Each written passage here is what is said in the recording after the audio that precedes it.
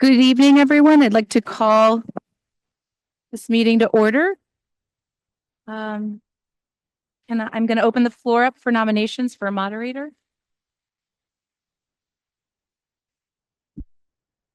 I nominate Matt Bracci. Second. Thank you. Is there any other nominations for a moderator? Okay.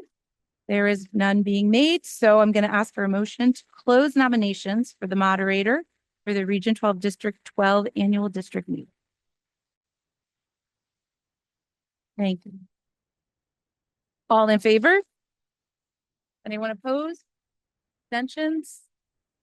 Moving on. All right, so now I'm going to ask the board to vote on the moderator, Mr. Matt Bracci. Mr. Bracci.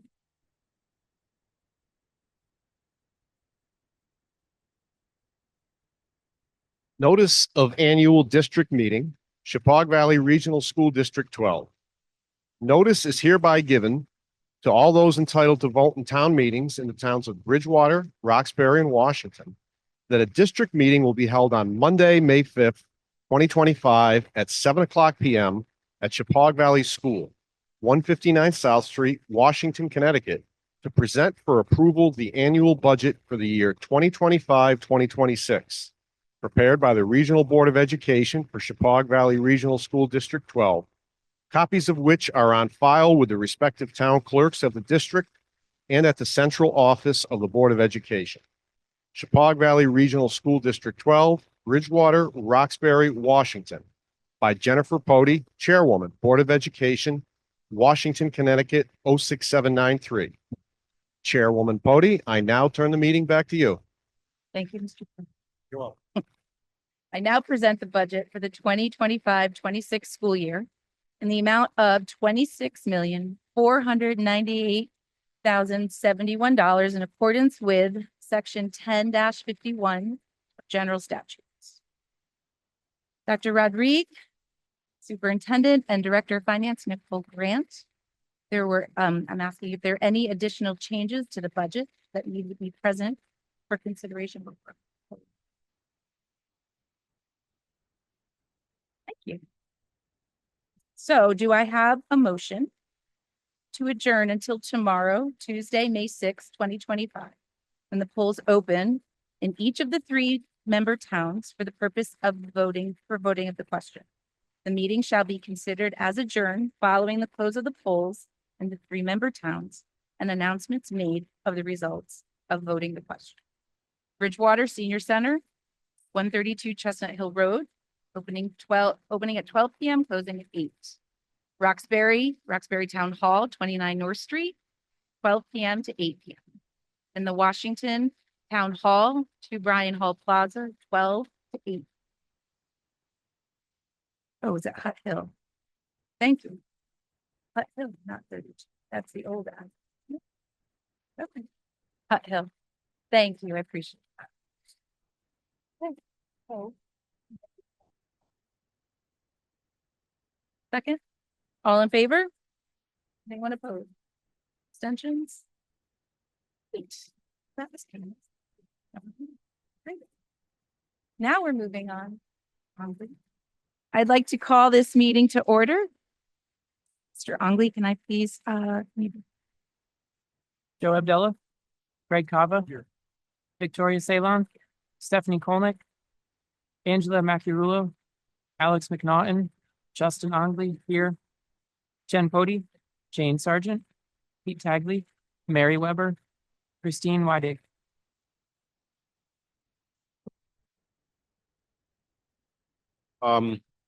I just want to raise a parliamentary position. It looks like the agenda for the meeting called it at 7:15 p.m. Oh, early. District meeting. So I hate to say it, I think we need to wait 9 minutes. Otherwise, we'll be violating the meeting's warning. Don't worry. Let's take a quick break. There's coffee. Don't tempt me, Mary. Don't tempt me. Joe. We can pass. Actually, please help yourself to refreshments. Thanks, Greg. I appreciate it.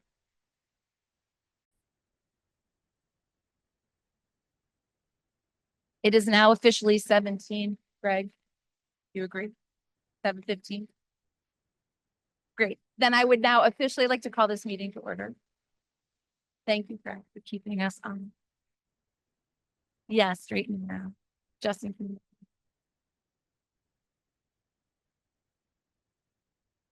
He's not ready. Oh, good.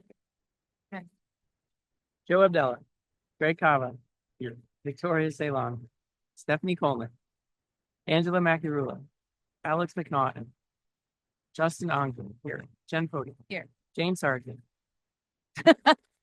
Tagley, Mary Weber, Christine Weidig. Thanks.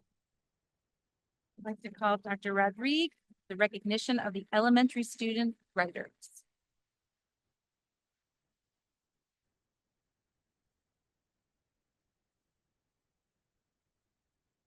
Good evening, everyone.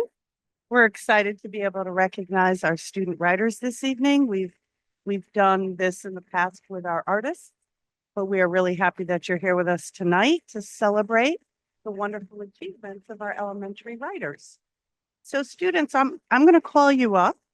When I call you up, I'm going to shake your hand, give you a certificate, and then we'd ask that you stand by your work, which is on the table over there. And then at the end, I'm going to say a few words about each of your writing pieces. And then at the end, when everyone has been recognized, Mrs. Cody will give us a short break, and so we'll be able to go over and talk to you about your wonderful works. So we're going to start with Sarah Bomblaski. Sarah?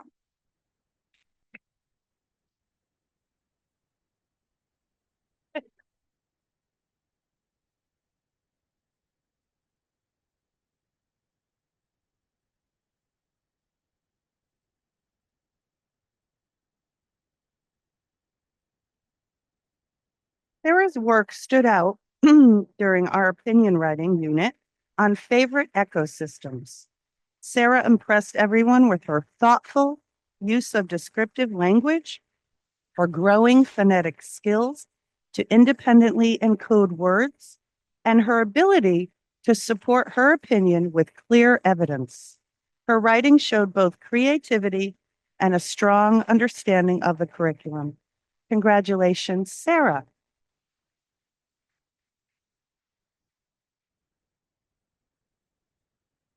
Next, we have Oliver Herget. Did I say that right? I hope.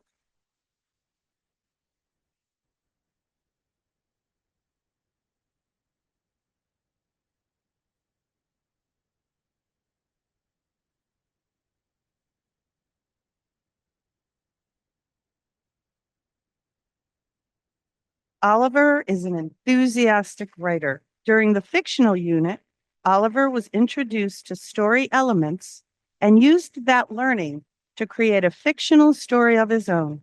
Oliver's story included a thorough description of his character who experienced a problem that needed to be solved.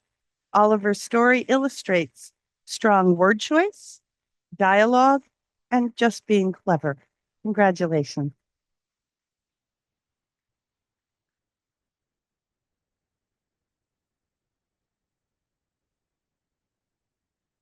Next, we have Theodore Lord, first grader.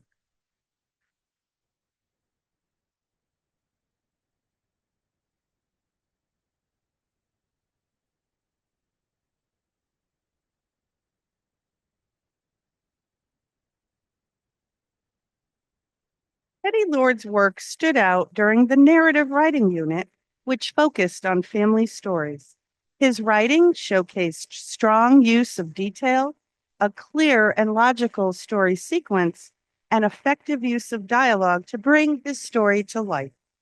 Teddy's piece was both engaging and well-structured, demonstrating his growth as a great storyteller. Good job.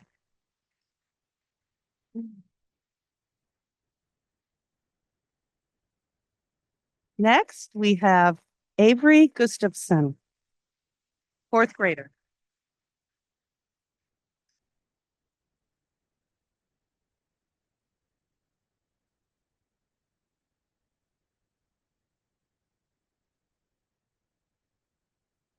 Avery's historical fiction writing stood out for its impressive blend of fact and creativity.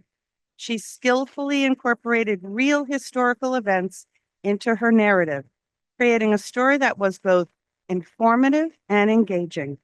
Avery made her main character feel authentic to the time period while also relatable to her readers, and her vivid descriptive details brought the historical setting to life through the character's observations. Congratulations. Next, we have Eliza Rill.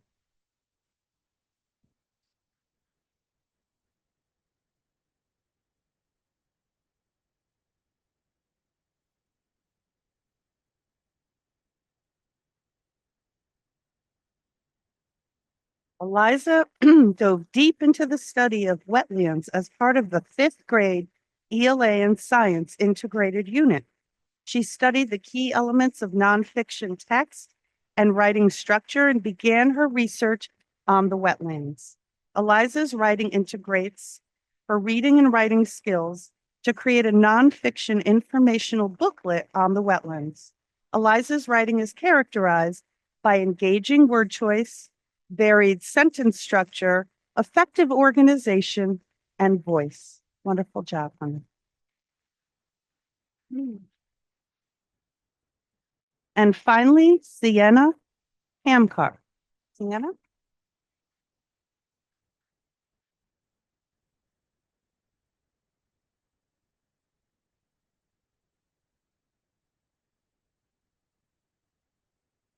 Sienna's mystery writing stood out for its depth and suspenseful storytelling. She skillfully used dialogue and emotional expression to develop her characters, while also weaving in internal conflict that added complexity to her plot. Sienna built suspense effectively, keeping the reader engaged and curious as her mystery unfolded. Wonderful job, honey. Great job to all of our student writers. And now I'll turn it over to Mrs. Cody. Well, thank you so much. And now we get to take a real recess to come over and enjoy our new writers and ask some questions. Thank you. Very many.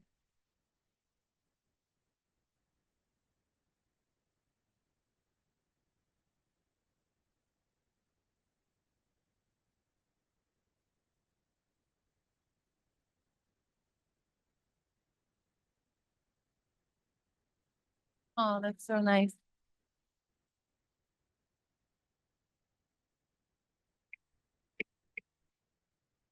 Keep, keep.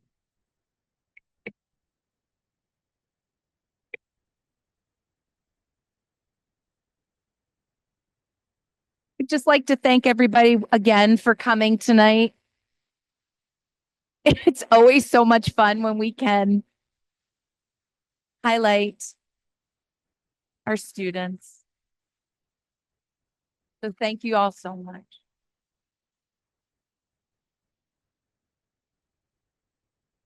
Quite an amazing magic students have open. Thank you. Thank you all for coming.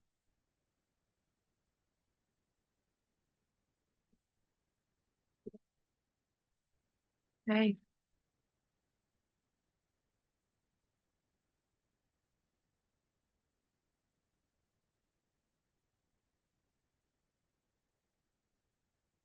And what's really amazing too is that we know that all of our students, kindergarten through fifth grade, have all done the same, had the same opportunity to write the stories, to make their own creations. And so it's just nice to see beautiful sample of all of the work that's being done at all the grades. So thank you all so much. Thank you.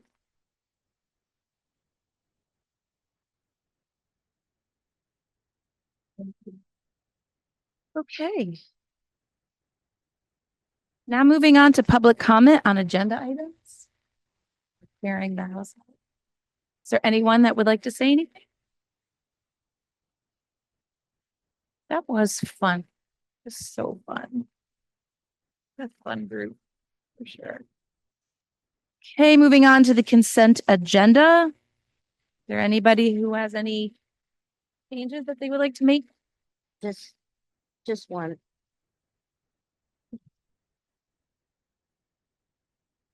That's okay. We can do it after you're done. Oh, that's right. It just says that I said that the meeting was June 6th and it's June 2nd. Now we have to approve those. Thanks, Mary. Thank you, Mary.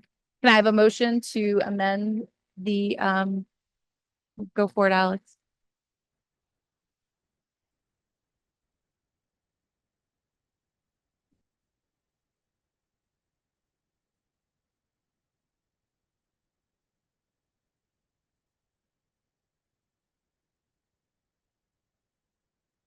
Man, can you have your microphone on, please?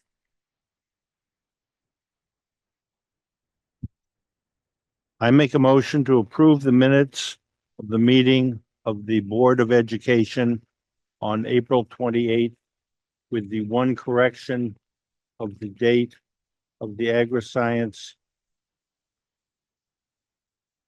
Next meeting will be June 2nd, not June 6th.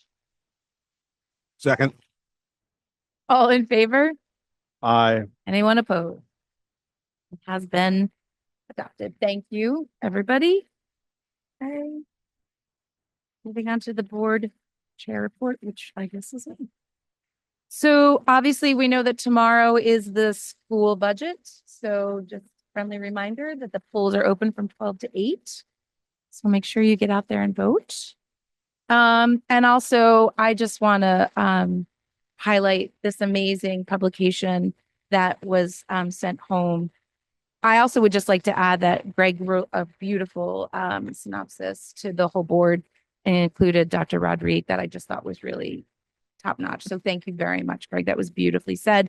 But just to sort of share that the pictures and the content of this publication, I have to say, I think is my favorite this far. It's really just amazing. So I know that there's so many people that have a hand in it, but Dr. Rodrigue, I'd like to thank you because this is really exceptional. And obviously we always like to throw a little prop to Mr. Ben over there because these pictures are really remarkable. And you also, correct me if I'm wrong, but don't you also help arrange it? Yes. So, and Debbie too. I was going to say Debbie Bliven works really, really hard on this and Ben. So you guys did a wonderful job. So thank you so much. And this just makes us so proud to be a part of such an amazing district. I get to see this just in a snapshot.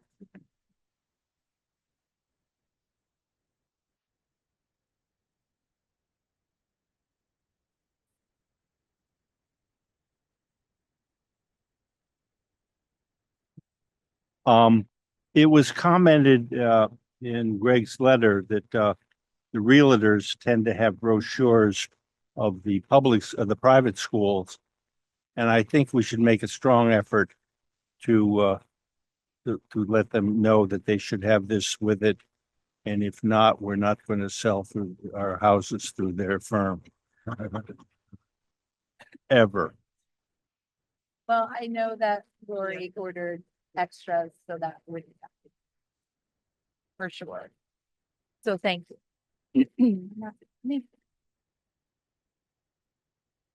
Okay, mine is short and sweet tonight. We have a lot going on, as you know, preparing for year-end activities, leading up to concerts and eventually aloha ceremonies, which are my favorite, and then finally commencement at Chippewa.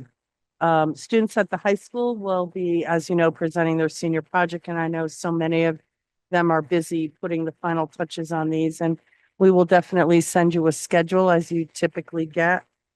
Again, so that hopefully if you're available, you can stop in to see one or many.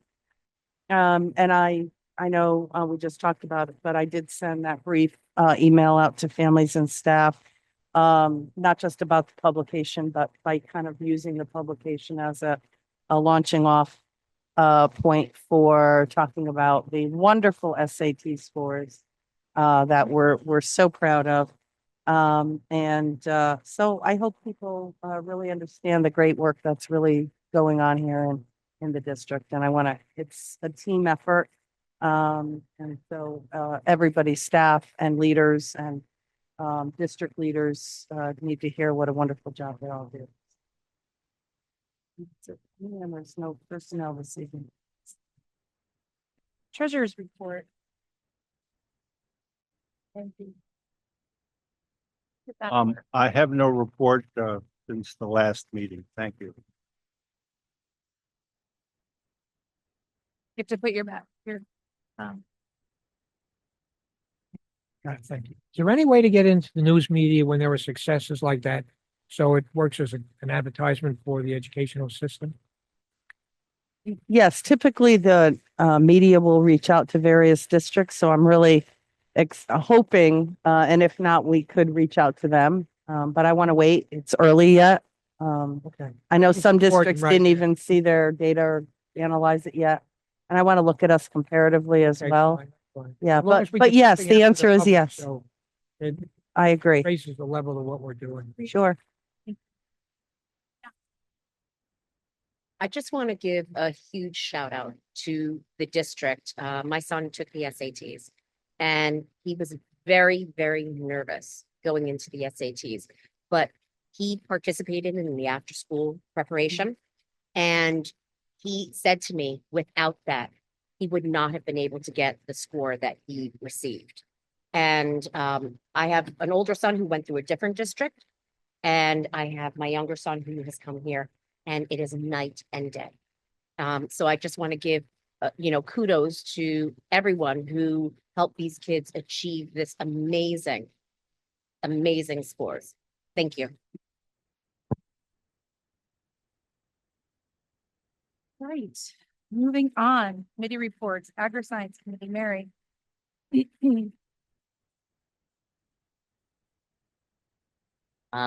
There's no report for the Agri-Science Committee, actually, but I did want to point out that the Agri-Science students are having a plant sale this Saturday, the 10th, from 10 to 2, excuse me. And then the Farm to Table event, which is the big fundraiser of the year from the Parents, Friends, and FFA Alumni Support Group. And that is on the following Saturday, on the 17th. And tickets are still available. And it's really something to go to. I mean, I went to it for the first time last year, and it was fabulous. And it's nice to see all these people that you know, and it's very good. And usually the food is fabulous. This is a little bit different. They're going to do it a little bit differently, but I'm sure it'll be wonderful. Yes. I believe it's at 7 o'clock. It's at the silo.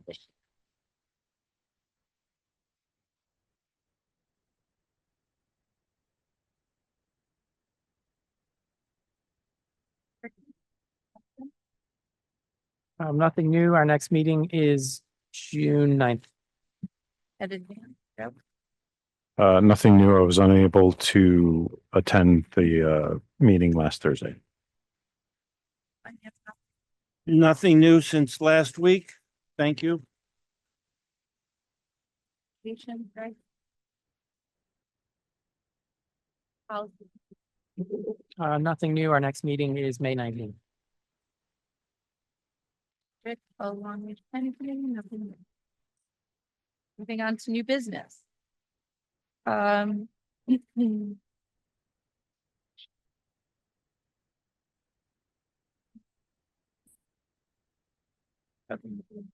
I read it first and then we'll have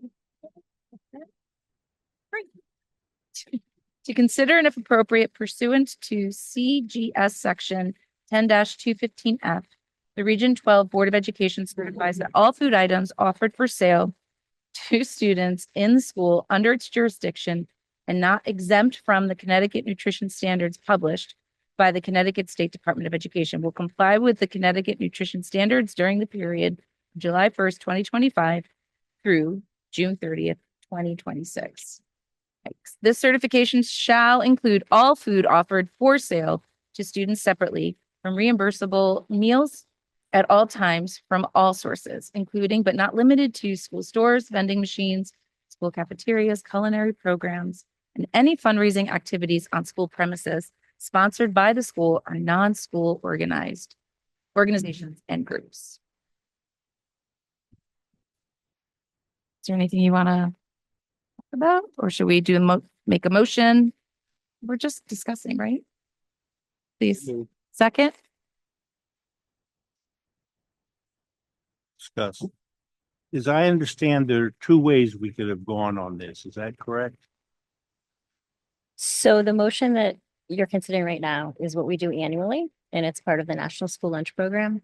And because we agree to comply with those standards, the reimbursable meals that were paid by the federal government to Ed Advance, who's our sponsor of our food service, are greater. It's 30 cents more, I believe, per meal because they participate in these standards. We have historically done it since I've been here. You can opt out of it. Tonight, it's a two-part question. It's two separate motions. The first motion is to opt into complying with the healthy certifications. And the second motion would be to exempt ourselves after school and at special events and for special programming so that we don't have to comply with the healthy standards then. We just have to comply during the school. And this is something we do every year, or the second part is new this year? We do it Every year, of course. Thank you. I remember.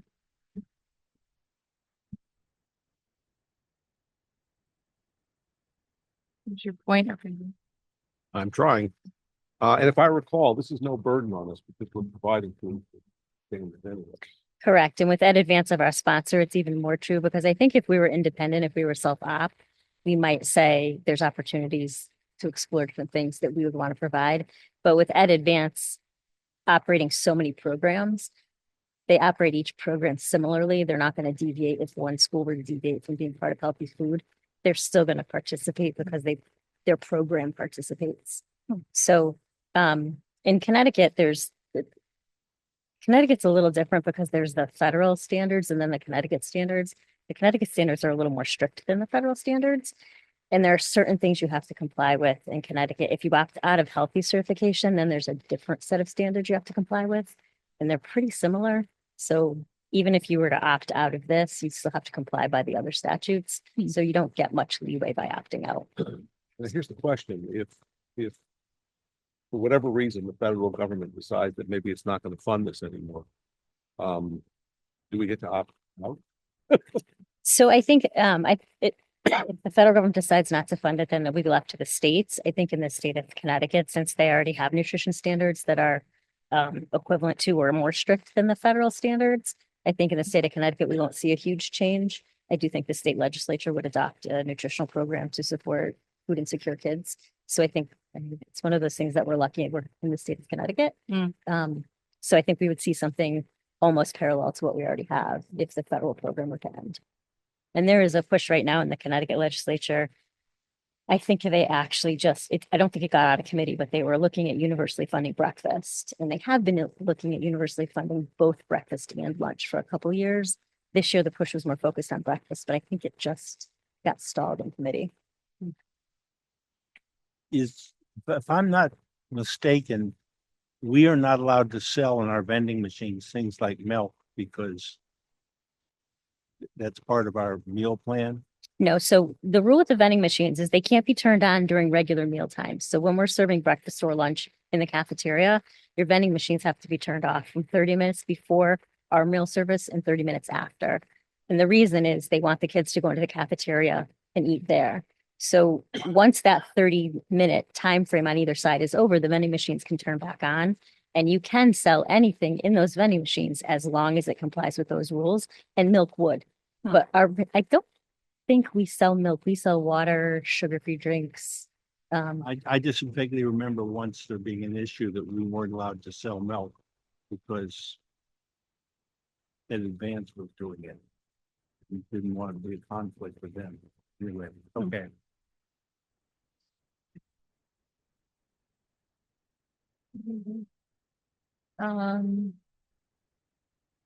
So all in favor?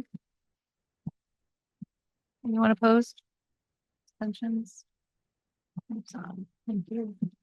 To consider and if appropriate, the Region 12 Board of Education will allow the sale to students of food items that do not meet the Connecticut nutrition standards and beverages not listed in section 10-221Q of the Connecticut General Statutes, provided that the following conditions are met. One, the sale is in connection with the event occurring after the end of the regular school day or on the weekend. Two, the sale is at the location of the event and occurring after the end of the regular school day or on the weekend. No, I already read that one. Three, the food and beverage items are not sold from a vending machine or school store. An event is an occurrence that it involves more than just the regularly scheduled practice, meeting, or extracurricular activity. For example, soccer games, school plays, interscholastic debates are events, but soccer practices, play rehearsals, and debate team meetings are not. The regular school day is the period from midnight before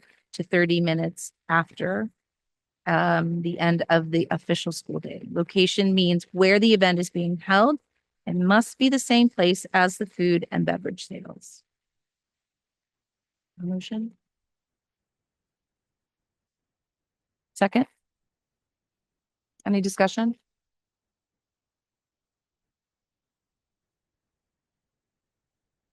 Things are getting more ornery every week. They know they're being replaced. Nice.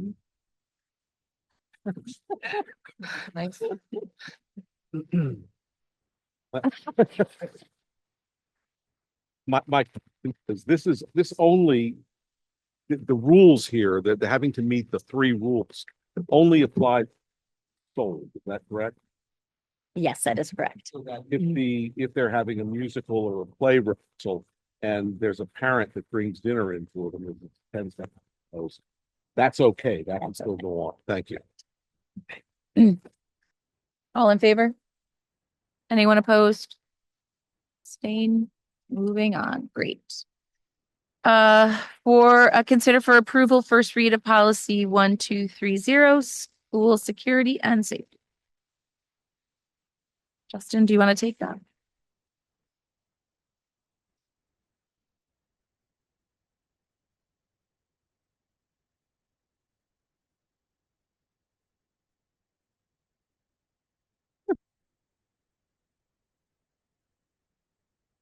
You want me to talk? Okay. Okay.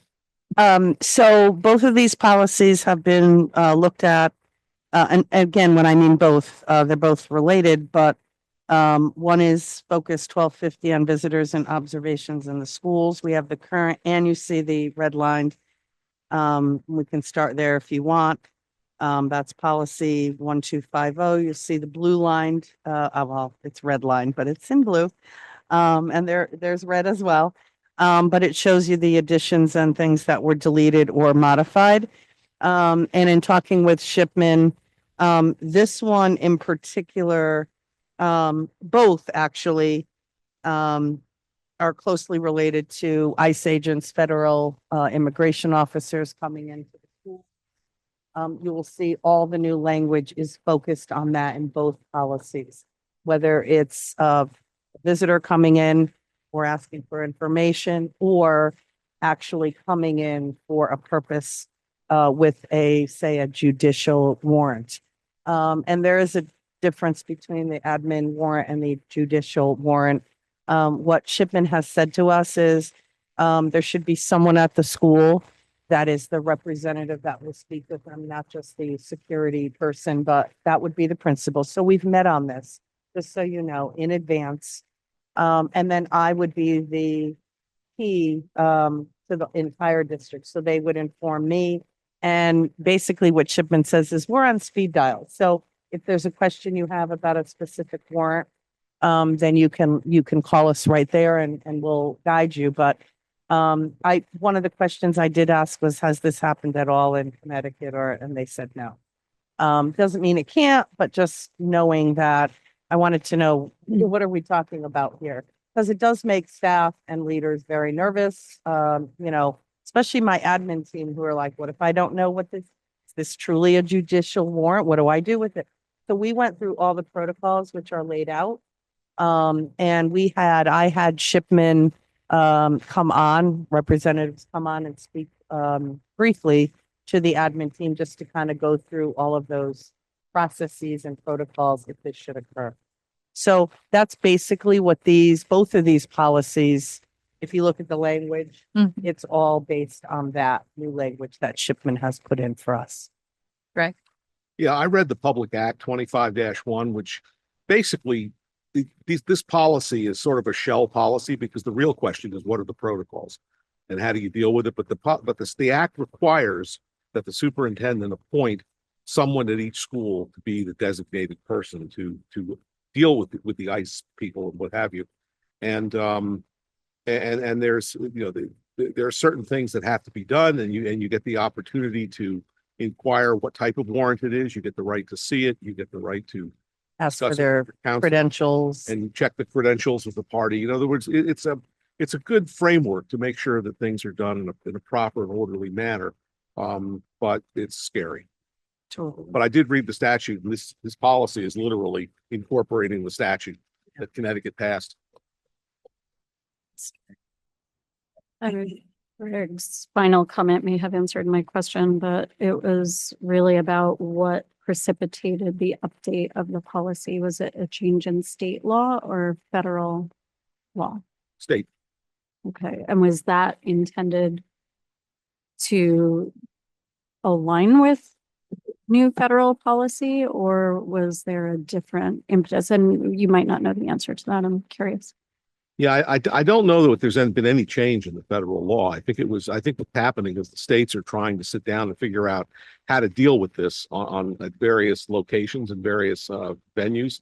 Having people removed from a building, you really need to make sure that this is a proper situation. You need to make sure that the person is legitimate. It's not, say, a non-custodial parent attempting to grab the kid, because you never know what happens. So the whole point of this is Connecticut took the initiative to go out there and to pass a statute that would create a structure for this to be done in a proper and uniform way statewide, and that you would have designated people at the buildings who would be the ones that were responsible to respond to this. And I think that's what it is. That's my guess. I haven't seen anything on the federal level. Well, and actually, I know a lot of questions were coming up in Connecticut, and they're very good. I have to say, Connecticut is one of those states where they're very responsive, and they were getting really hit hard across the state from leaders and just asking what happens if. So that was part of this too. Got it. Thank you. Any other questions? Yeah, question. I'm not so concerned about the students. Do we know if we have any undocumented employees at school now? No.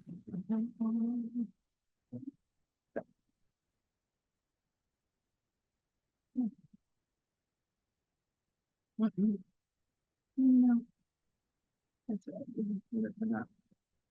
Yeah, that's not. Okay. Any other questions? Okay, all in favor? Anyone opposed? Abstentions? Okay, moving on. Consider for approval for first read of policy 1250, visitors and observations in school.